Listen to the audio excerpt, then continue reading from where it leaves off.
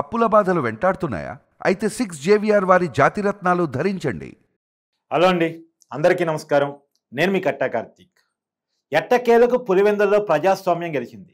30 ఏళ్ల తర్వాత తొలిసారిగా జడ్పీటీసీ ఎన్నిక జరిగింది.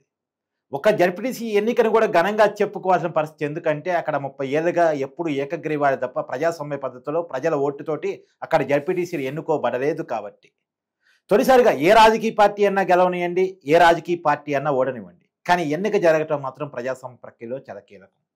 ప్రధానంగా ఒక ఇద్దరు అధికారిని ఇక్కడ మనం అభినందించాలి. ఎన్నికల కమిషనర్గా ఉన్నటువంటి నీలం సహాని, నిజానికి ఆవిడ జగన్మోహన్ రెడ్డి గారికి ఇష్టమైన ఐఏఎస్ కూడా.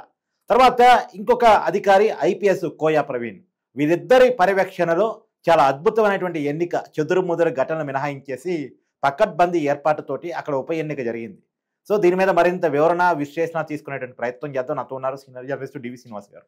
సార్ నమస్కారం. నమస్తే సార్. అమోఘమైనటువంటి అద్భుతమైనటువంటి ఎక్స్పీరియన్స్ మీకుంది జర్నలిస్ట్ కెరీర్లో. చానాలుగా చూస్తూ ఉన్నారు. పులివెందుల్లో ఇన్నాళ్ళు ఎన్నిక జరగకపోవటానికి ఉన్న కారణం ఏంటి? ఇవాళ జరుగుతున్నటువంటి ఎన్నికను మీరు ఎలా చూస్తున్నారు? ఇప్పటికి 47 ఏళ్ల చరిత్ర. ఇది 78 నుంచి ఇప్పటిదాకా జరిగిన ఎన్నికలన్నీ కనుక చూసినట్లయితే అసలు ఇంత నిష్పాక్షికంగా పోలీసు కానీ, అటు రెవెన్యూ కానీ, ఇప్పుడు మీరు అన్నట్టుగా ఎలక్షన్ కమిషన్ సిబ్బంది కానీ, ముందు అసలు పౌరులను కూడా అభినందించాలి. సిటిజన్స్ ఇవాళ ఓటర్స్ కూడా ఏంటి నిర్భయంగా ఓటేసుకున్నారు. బయటకు వచ్చి ఇంతకుముందు వేరు, ఇంతకుముందు ఓటర్ స్లిప్పులు లాక్కునేవాడు. ఆ ముఠాలే ఓట్లు వేసుకున్నాయి. రిగ్గింగ్, సైక్లిక్ రిగ్గింగ్గా జరిపినటువంటి పరిస్థితుల్లో ఇవాళ మాహిష్పతి మేలుకో, పులివెందుల మేలుకొందా. నిజంగానే కోయా ప్రవీణ్ మరి ఇందాక కూడా మాట్లాడుతూ మీడియాతో ఏమన్నాడు, అసలు అతను ఎవరు? క్యాండిడేట్ జగన్మోహన్ రెడ్డి తరఫున నుంచోబెట్టిన క్యాండిడేట్. ఆయనకి 1+1 భద్రత ఇచ్చాం, కానీ ఆయన నేను ఓటేని అంటున్నాడు. అంటే ఇప్పుడు అభ్యర్థే నేను ఓటేయను అంటే ఇంకా మనం ఏం చెప్తాం? ఇంతవరకు జగన్మోహన్ రెడ్డి నుంచోబెట్టిన అభ్యర్థి ఓటేయలేదంట. తుమ్మల హేమంత్ రెడ్డి. మీకు మేము భద్రత ఇస్తున్నాం, 1+1 సెక్యూరిటీలో ఉన్నారు, వెళ్ళి మీరు స్వేచ్ఛగా మీ ఓటు హక్కు వినియోగించుకోండి అంటే నేను బయటకు రానంటున్నాడు. ఎందుకు అంటే ఏంటి అసలు? అంటే స్వేచ్ఛగా, నిర్భయంగా, నిష్పాక్షికంగా ఎన్నిక జరగటాన్ని చూడలేకపోతున్నారా? అవినాష్ రెడ్డిది ఒక సినిమా. ఇప్పుడు హౌస్ అరెస్ట్ అందరినీ చేశారు, ఒక్క అవినాష్ రెడ్డినే కాదు కదా. యువతల ఎమ్మెల్సీ తెలుగుదేశం భూమిరెడ్డి, అతన్ని హౌస్ అరెస్ట్ చేశారు. నిన్ను హౌస్ అరెస్ట్ చేశారు. ఏదో బయటకు వచ్చి బైఠాయిస్తానంటాడు, అసలు ఏదో సినిమా చేస్తాడు. ఇప్పుడు సతీష్ రెడ్డిది ఇంకొక డ్రామా. అతనేంటి కొత్త బిచ్చగాడు, ఏదో పొద్దురగడు అన్నట్టుగా ఇప్పుడు మొత్తం ఒంటి నిండా నామాలు పట్టించినట్టుగా జగన్మోహన్ రెడ్డి భజన చేస్తున్నట్టుగా. సార్, ఇక్కడే సతీష్ రెడ్డి గురించి మీరు చెప్పారు కాబట్టి టాపిక్ లేవనెత్తారు కాబట్టి అడుగుతున్నాను. అవినాష్ రెడ్డి ఆ ఏరియాలో ఇన్ఛార్జిగా ఉన్నాడు, ఎంపీగా కూడా ఉన్నాడు. అతన్ని పక్కన పెట్టి మరి అతను బ్యాక్ని పెట్టేసి ఫ్రంట్ ఎండ్లో సతీష్ రెడ్డిని పెట్టారు. అంటే అవినాష్ రెడ్డి పోయితే ఎవడు ఓటేడైనా సతీష్ రెడ్డి ముందు తీసుకొచ్చారు. సుదీర్ఘకాలం టీడీపీలో పనిచేశాడు, ఆ కుటుంబం మీద పోరాడాడు, కొంచెం మంచినే ఉంది అతనికి. అతన్ని ముందు పెట్టి ఎలక్షన్ చేయడంలో ఉన్న కారణం ఏంటి? అసలు అతను మాట్లాడుతూ చంద్రబాబు ధృతరాష్ట్ర అంటాడు, లోకేష్ ఏమో దుర్యోధనుడు అంటాడు. అసలు ఏం మాట్లాడుతున్నాడు అతనికే తెలియని పరిస్థితుల్లో జగన్ మెప్పు పొందటం కోసం సతీష్ రెడ్డి ఈ విధంగా మాట్లాడటం జనం ఏంటి ఇవాళ అసహించుకునే పరిస్థితి. ఏది ఇన్నాళ్ళు నీ వెంట నడిచింది దీనికోసమా? 5-6 సార్లు నువ్వు ఆ కుటుంబం పైన నువ్వు పోరాటం చేశావు. ఇతనే అభ్యర్థిగా నిలబడ్డాడు. రాజశేఖర రెడ్డి దగ్గర నుంచి జగన్మోహన్ రెడ్డి దాకా నువ్వు బాధితుడివి. ఇప్పుడు నిన్ను అనేక సందర్భాల్లో నిన్ను ప్రాణాపాయం నుంచి రక్షించారు చంద్రబాబు, నువ్వే చెప్పుకున్నావు. ఆ రోజు చీనీ చెట్లకి నీళ్ల కోసం గడ్డం పెంచావు. దేవినేని ఉమామహేశ్వరరావుని అక్కడ ఊరేగించావు. నీళ్ళు వచ్చాయని చెప్పి చీనీ చెట్లు బతికాయని నువ్వు అప్పుడు గడ్డం తీసేసావు. ఆ డ్రామా వేరు, ఈ డ్రామా వేరా? ఇవాళ ఈ జగన్ నాటకాలకి కాలం చెల్లింది. అసలు యలహంక ప్యాలెస్ నుంచి భార్యాభర్తలు ఇద్దరు ఫోన్లు చేయడం అంట. జగన్మోహన్ రెడ్డి, భారతి మేడం ఇద్దరూ కూడా ఓటర్ లిస్ట్ దగ్గర పెట్టుకుని, ఫోన్ లిస్ట్ పక్కన పెట్టుకుని, ఈ ఒక్కసారి ఓటేయండి, మీ కాళ్ళు పట్టుకుంటాం, గడ్డాలు పట్టుకుంటాం. జగన్మోహన్ రెడ్డి గారు, భారతి గారు ఫోన్ చేసేవారు. ఫోన్లు గత 2 రోజులుగా ఫోన్లు. అసలు అక్కడ ఎన్ని ఓట్లు ఉన్నాయి? 10,600 ఒక ఓటు. ఇప్పుడు ఒక జెడ్పీటీసీ అలాంటిది, దానికోసం అసలు మొత్తం రాష్ట్ర పార్టీ నాయకులంతా, మాజీ మంత్రులు బొత్స సత్యనారాయణ, జోగి రమేష్, పేర్ని నాని, అసలు వీళ్ళందరూ ప్రెస్ మీట్లు పెట్టడం. పులివెందుల జెడ్పీటీసీ ఎన్నిక దాన్ని ఆపడం కోసం చాలా ప్రయత్నం కదా సార్. గవర్నర్ ఫిర్యాదులు, కోర్టులో పిటిషన్లు, చివరికి నీలం సహాని మీద విమర్శలు, ప్రెస్ మీట్ల మీద ప్రెస్ మీట్లు, పిటిషన్ల మీద పిటిషన్లు. అది నీలం సహాని మీరు తెచ్చుకున్న అధికారి.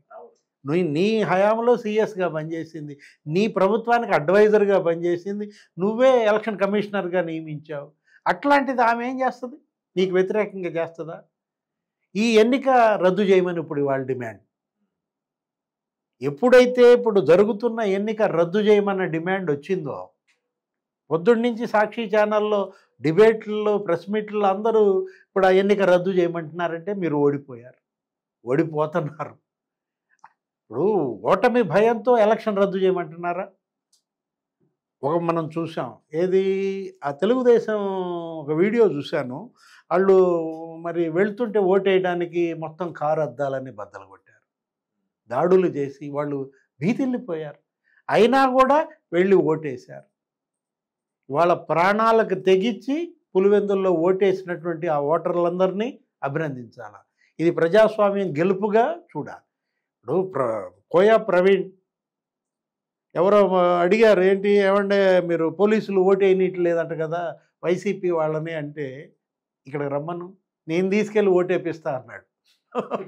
ఎవరైతే మీ అభ్యర్థిని నేను ఓటేపిస్తానంటే ఆయన రావట్లేదు బయటికి.